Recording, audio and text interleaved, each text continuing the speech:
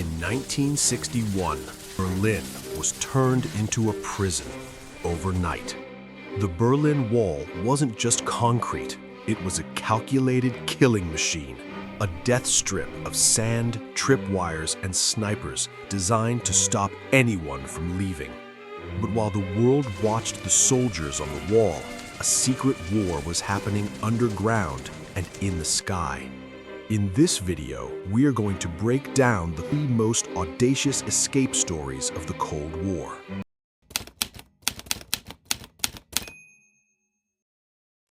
We often think of the Berlin Wall as just that, a wall, a simple line of concrete blocks, but that is a dangerous misconception. If you looked at the border from a satellite, you wouldn't see a line, you would see a scar.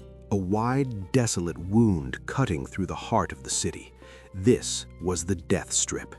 It was a machine designed by engineers to hunt human beings. First, the inner wall, then the Stalin's lawn, carpets of steel spikes hidden beneath the grass, then the dog runs where German shepherds roamed on long leashes, then the floodlights turning night into day, and finally the raked sand, kept perfectly smooth so that a single footprint would be a death sentence. If you ran, the guards didn't just have permission to shoot, they were ordered to.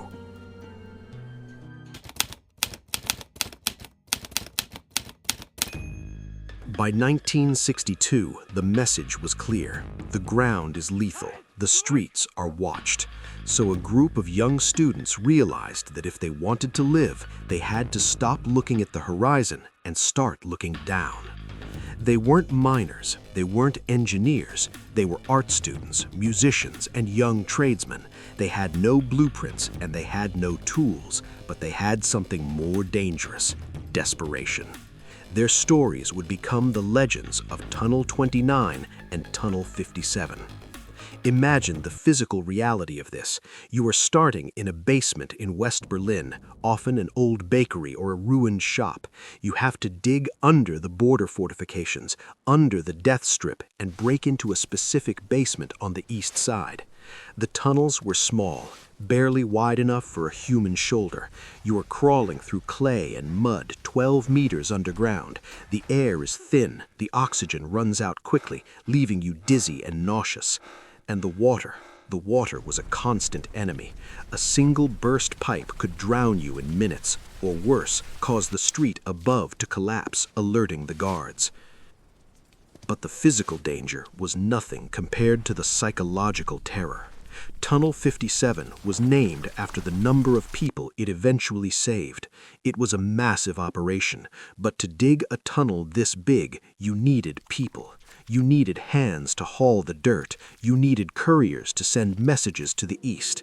And this is where the Stasi, the secret police, thrived. Every time a new volunteer showed up to dig, the team leaders had to ask themselves, is this man here to help, or is he a spy? Paranoia was the third person in the tunnel. You worked shoulder to shoulder in the dark with men you barely knew, terrified that one wrong word would end with a grenade rolled down the shaft. Yet, despite the terror, they succeeded. In October 1964, over 2 nights, 57 men, women, and children crawled through the mud to West Berlin. It remains the single most successful mass escape in the history of the wall. They didn't use guns, they used shovels.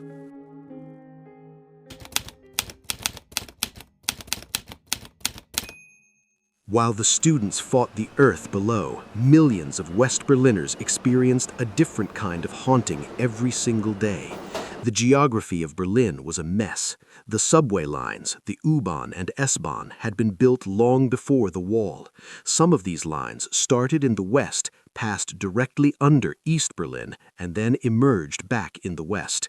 The East Germans could have cut the lines. Instead, they sealed the stations. West Berliners called them Geisterbahnhöfe, ghost stations. Imagine your morning commute. You are sitting in a modern, brightly lit train car. You are reading the newspaper. You are free. But as the train crosses the sector border, The train slows. The windows become mirrors against the darkness outside. And then you see it. A dim yellow light flickers on a dusty platform. The tiles are old and cracked. The station signs are from a different era. There are no passengers. But the platform isn't empty. Standing in the shadows, armed with machine guns, are the East German border guards. They stand motionless, staring into your train car as you rattle past. For 20 seconds, you are a time traveler. You are looking directly into a prison. The passengers inside the train would often fall silent as they passed through, witnessing the ghosts of the East, separated by just a pane of glass and a different political reality. Then the train would speed up, burst back into the West, and the doors would open. But that feeling stayed with you all day.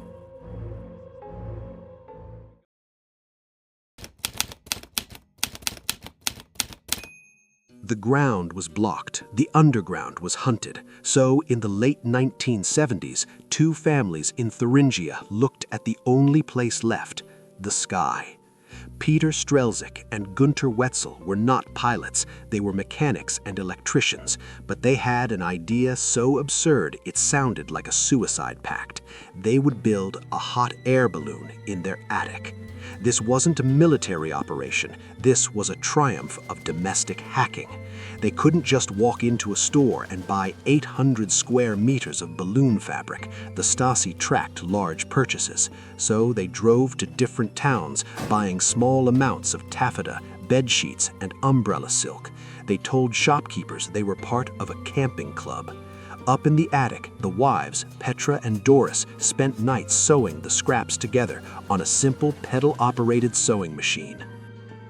Their first attempt failed. They crashed in the woods just meters from the border. They had to leave the balloon behind and sneak back home before dawn, terrified the police would find the wreckage and trace the serial numbers on their equipment. For weeks, they waited for the knock on the door. It never came. So they did the unthinkable. They built another one.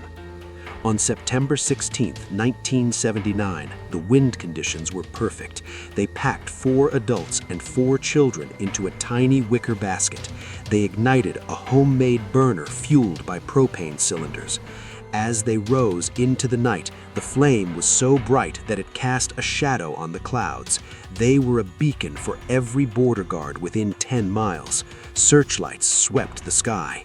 They climbed to 8,000 feet, shivering in the freezing air, praying the patchwork fabric would hold.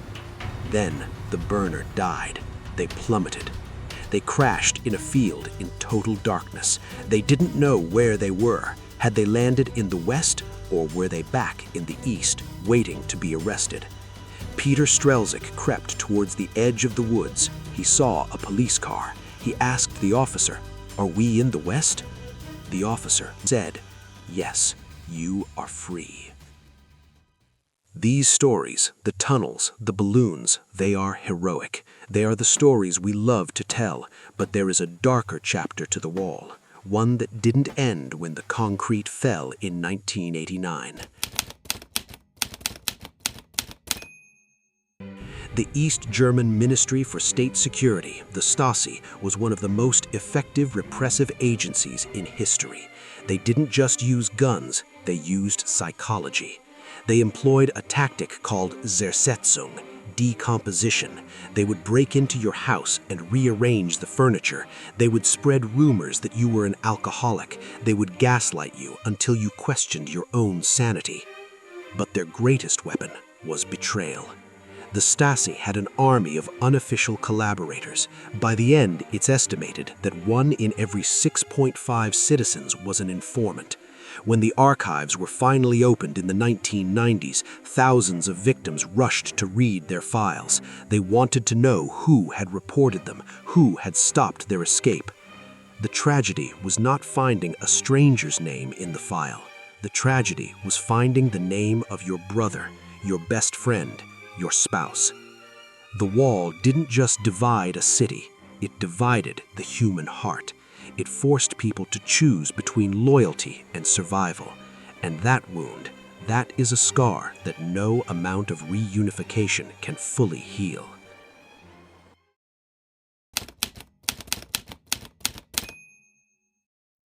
Today, pieces of the Berlin Wall stand in museums around the world.